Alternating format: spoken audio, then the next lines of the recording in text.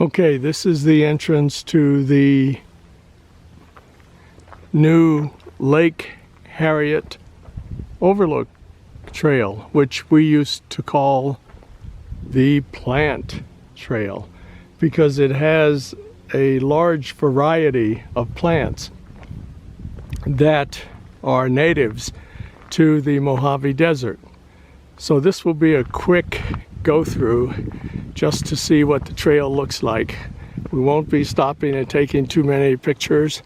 This is the prickly pear patch, which is the way it looks in the winter time.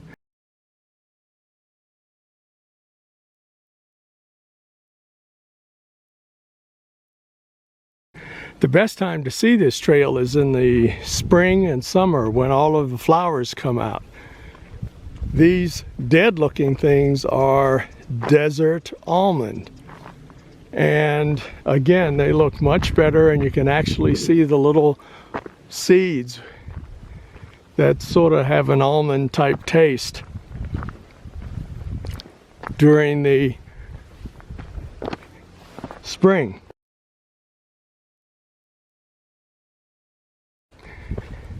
So we come up here to the first staircase and then around, and the first railing,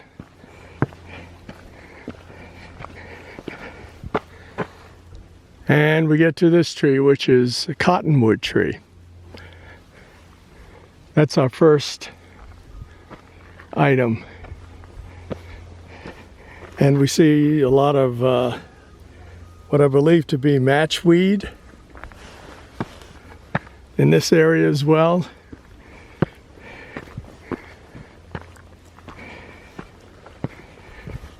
And again, you have to come to this area in the spring when the wildflowers are out. This particular plant is Broom vicaris.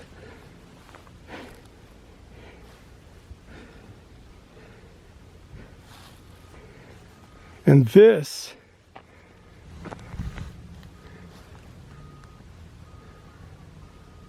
I'm not sure. So after you come up these steps there, you come to this big Broom vicaris plant, and you're at the bridge, which goes across the channel that serves as an overflow to the old Wilson Reservoir. So the channel is here with this assortment of grasses, and the water used to flow through here under the bridge and into the Wilson Reservoir. Also point out that tree over there that has a little nest-like thing in it. That's supposed to be mistletoe and an acacia tree. And that rock, focus on that rock. That is a rock that we have an old photo of that shows one of the lake girls sitting on that rock with her feet in the water. And that rock has persisted all this time.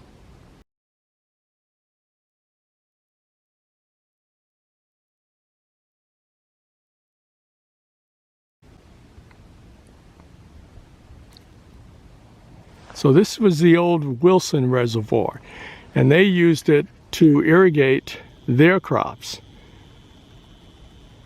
It was probably deeper than it is now because of silt that has settled into that area, and it is just a secondary overflow area. This area, the rangers planted to put in more cacti. As you can see there, that's a cholla type of cactus, and then beaver tails, prickly pear. And here's another good view of the reservoir. And you can see here where it comes from under the bridge, empties into here, and then there's the outlet to the reservoir. So continuing on the trail, we come to the second series of steps.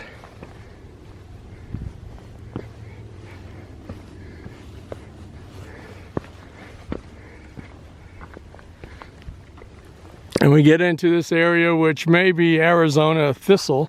It is some type of thistle because you can see that it has those sharp spikes coming off of it.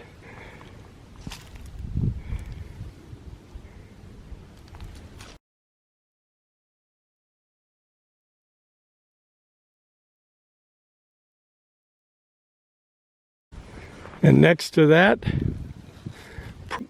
banana yucca.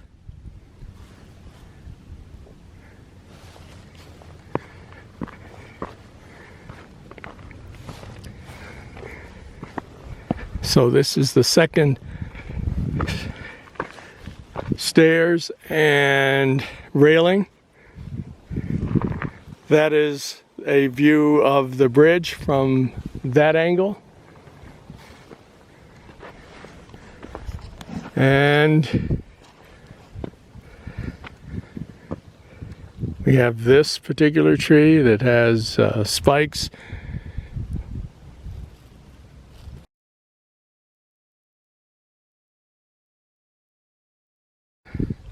More thistle.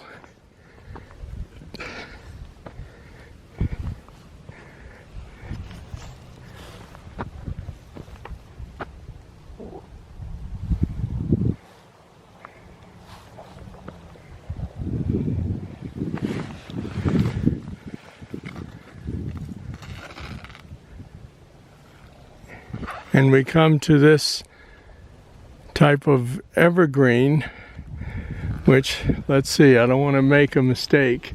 It appears that there's more than one leaf coming out of a follicle. Let's see if we can see that.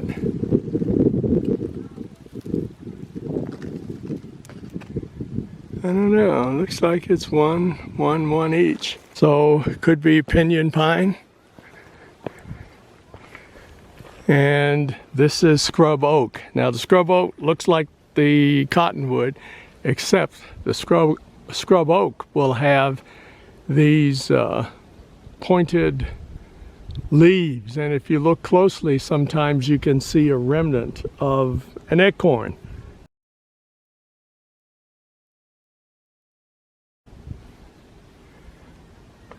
Hopefully the camera will capture some acorn remnant because I don't see any offhand.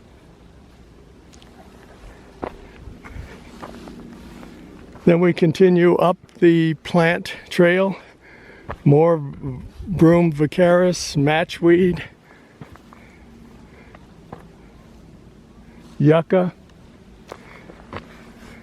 and the third set of steps.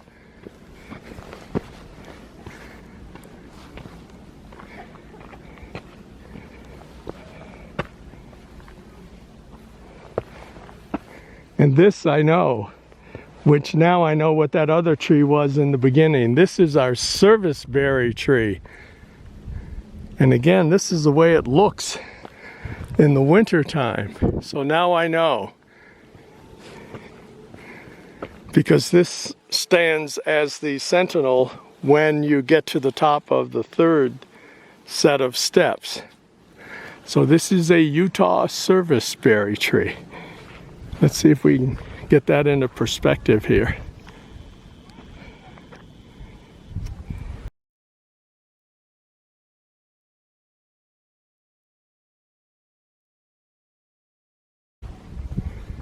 Then more thistle, more broom vicaris.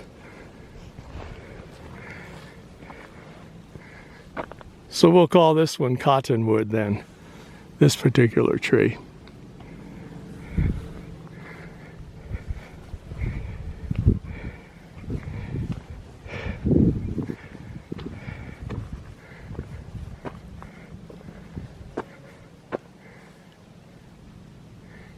And, oh, this is new. They put this railing in to block the path here because this is where we used to stop and point out 6 types of Mojave Desert plants. We start with the yucca banana yucca down here, and then a budding serviceberry there, and the pinyon pine there, and a scrub oak tree, which is the largest structure, then some matchweed. And is there anything else here? And if you see it, then let us know. Then lots of thistle, these skeletal-like things with the needles on them.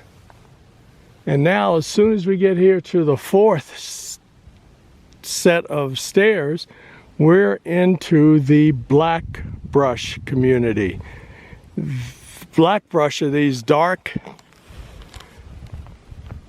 brush or sagebrush looking plants that you see over here in abundance. And again, this is probably a scrub oak that's growing. And over there, probably desert almond or spiny menadora.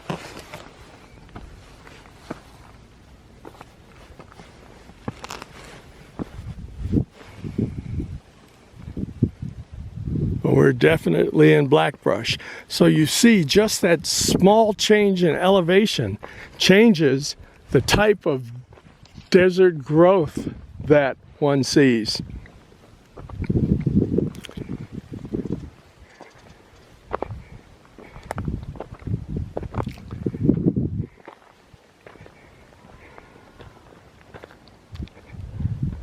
Excuse the shakiness, but I really need a gimbal to handle these walks and talks. And finally, everybody knows this is a type of ephedra, more commonly known as Mormon tea. So when we get to the top of the plant trail at this plateau,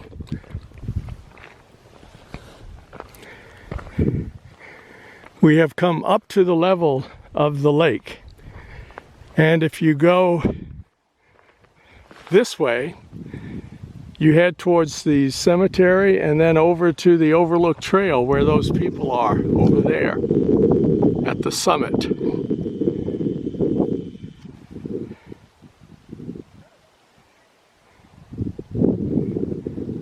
And right at the end of that hill, the brown rocks represent part of the Shinnerump Formation.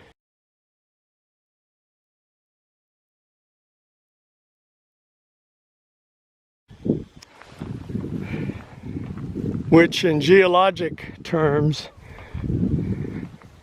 is a part of the Sandstone Formation that lies just below the Chinle Formation and above the Moenkopi Formation. And our friends have left us a few gifts here. And again, the lake, which is being refilled, is over there. And to the right is the Wilson Cemetery.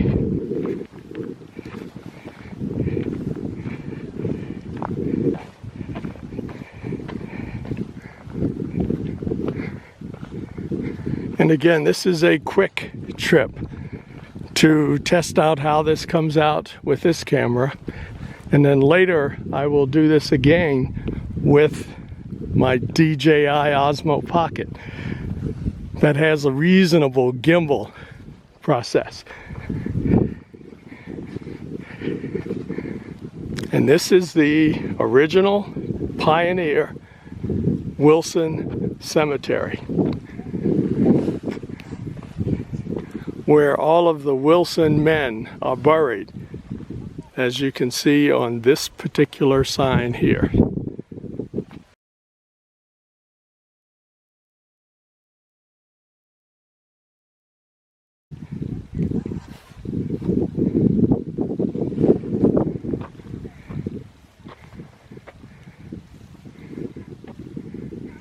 Supposedly, the only people who have access to this cemetery are the park rangers and the Paiute descendants of the Wilson sons. At the top of the incline, you reach a relatively level area, which used to be the gateway to doing a walk around the lake. There also used to be benches where you could sit and contemplate the beauty of the lake and the surrounding hills. You would go right through here,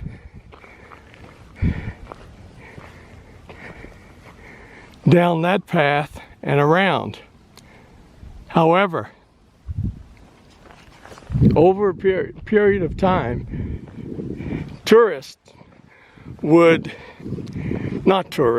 visitors, most likely locals, tourists, would come up to the lake and dump in the lake pets that they no longer wanted, like the mosquito fish, like koi, turtles, and most likely crayfish.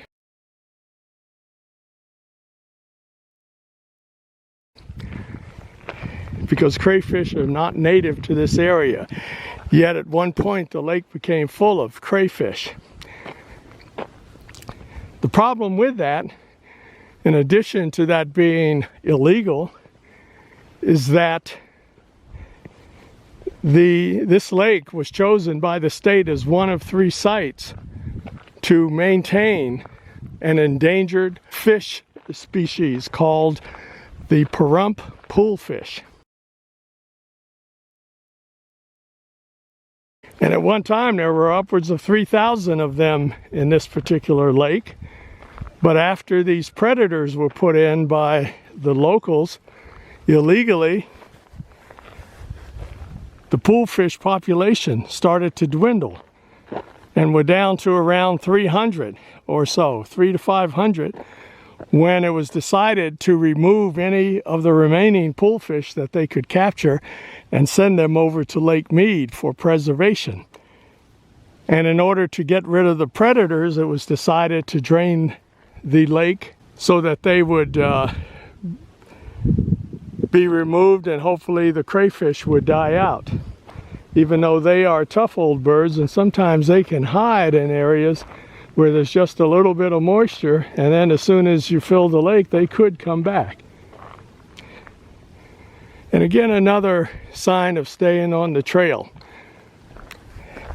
You see those all over the place, and yet I just passed a family that was way off the trail, which goes to show you that people don't follow the rules. Here's the lake. Now, those rocks that go around the perimeter didn't used to be there. Basically, you could leave the trail over there and just come right down to the lake. This particular structure was the island that was put in the middle of the lake. The purpose of that island was to give Chester Lock's kids and other visitors a place to swim out to and hang out for a while.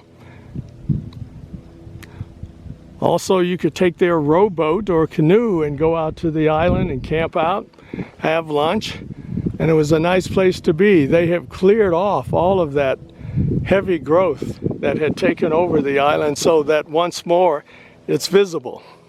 And when the lake is filled, that island will be more towards the center than it is now. We're heading towards one of the trailheads that lead up into Sandstone Canyon.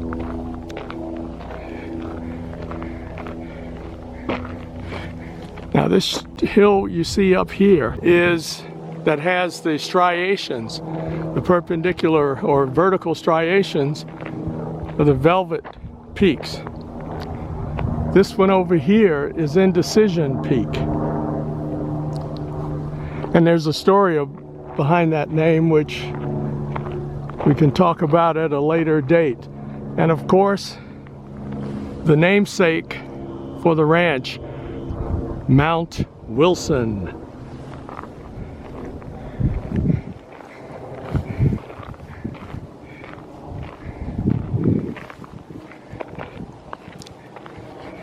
Another view of the lake as it's being filled and the island.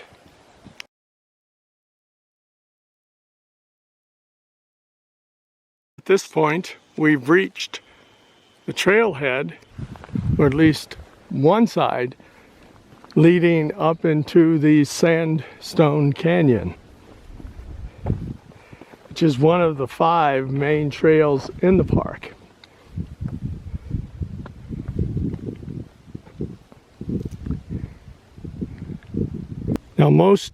Now we're here, but most people continue on around, go up the canyon, and then do the crossover and come back. You can go further up the canyon, but it gets narrower and rockier and more difficult to ascend that area.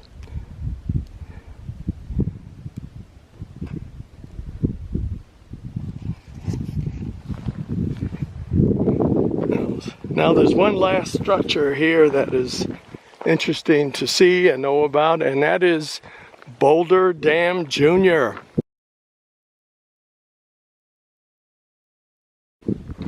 Boulder Dam Junior was established by Chet Locke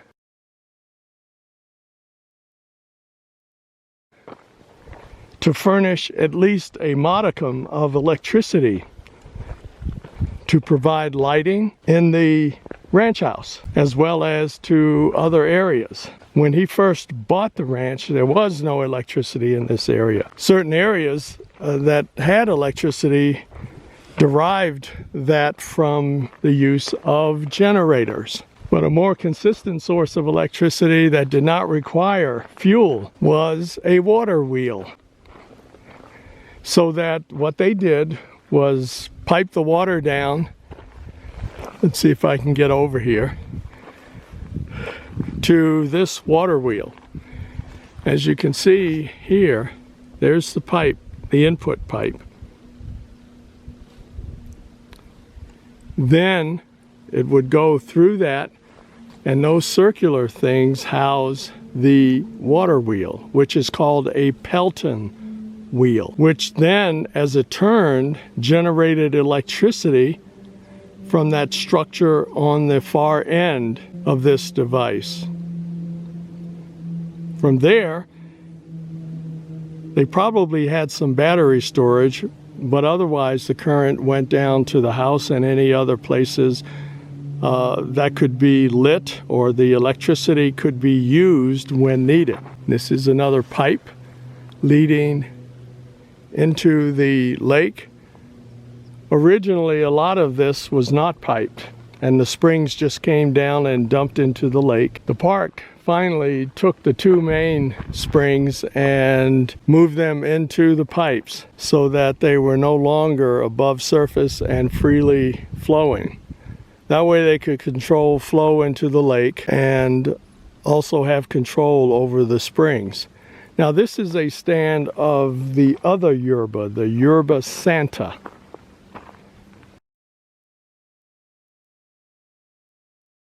Which I'm glad I can remember, because usually I need Jennifer along to tell me what some of these plants are. So this is the trail up into the canyon, the Sandstone Canyon Loop, which goes up in that direction and then across to the right and then down to where we first showed the outlet to the canyon, and also have control over the springs. Now this is a stand of the other yerba, the Yerba Santa.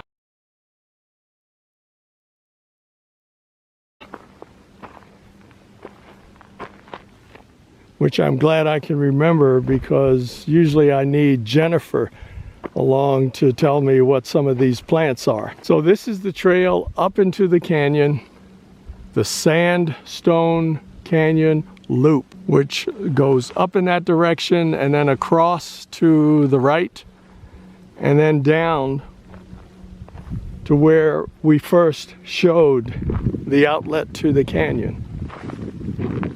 So before the lake was shut down, in terms of being able to walk around it, you could continue past Boulder Dam Junior along this pathway and then return to the other side of the lake.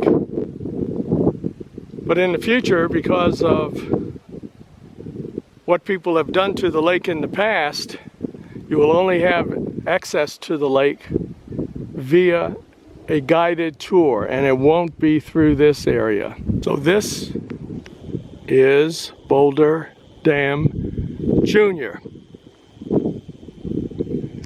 Remember, Chet Luck was a comedian, so he probably named that as a joke,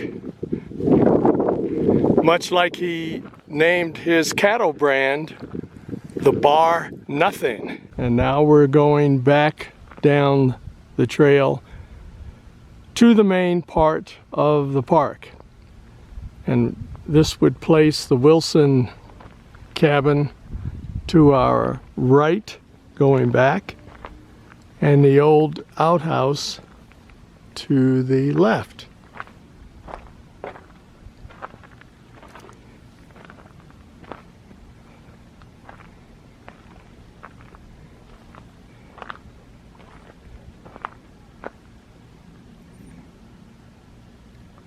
And the blacksmith structure is down there, just down from the Wilson cabin.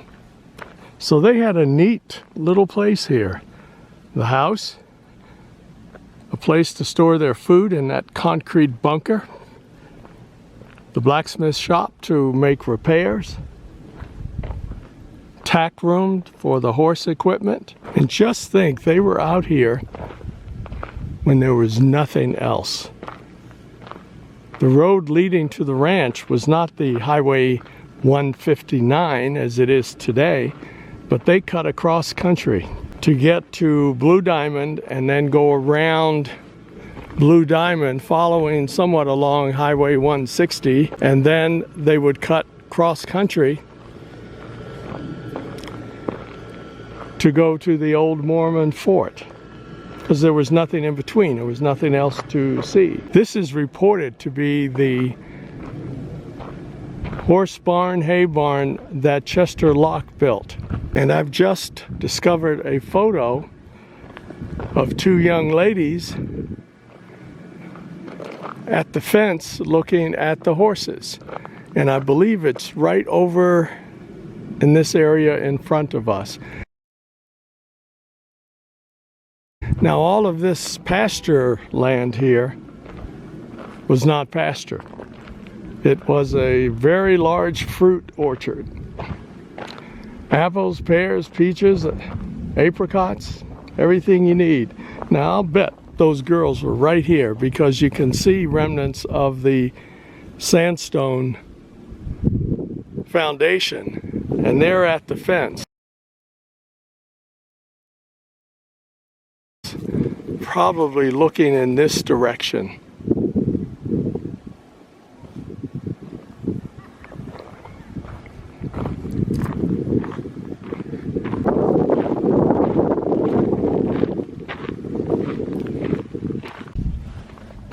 We're now approaching what some people were calling the calving barn.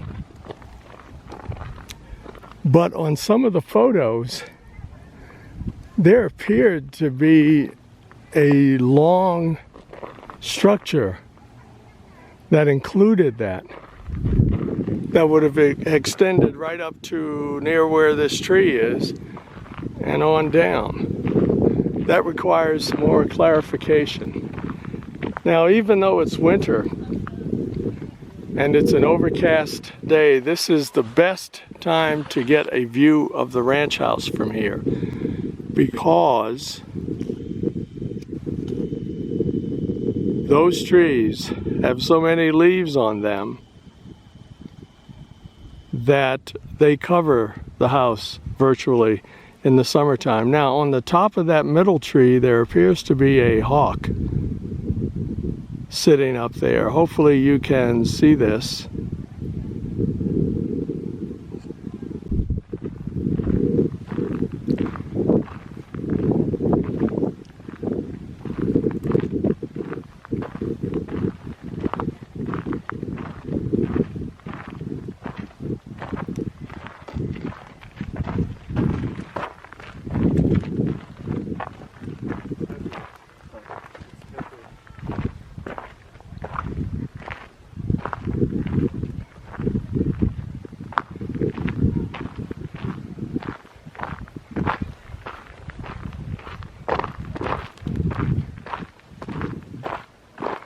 So now we're back to where we started, at the Lake Harriet Overlook Trail.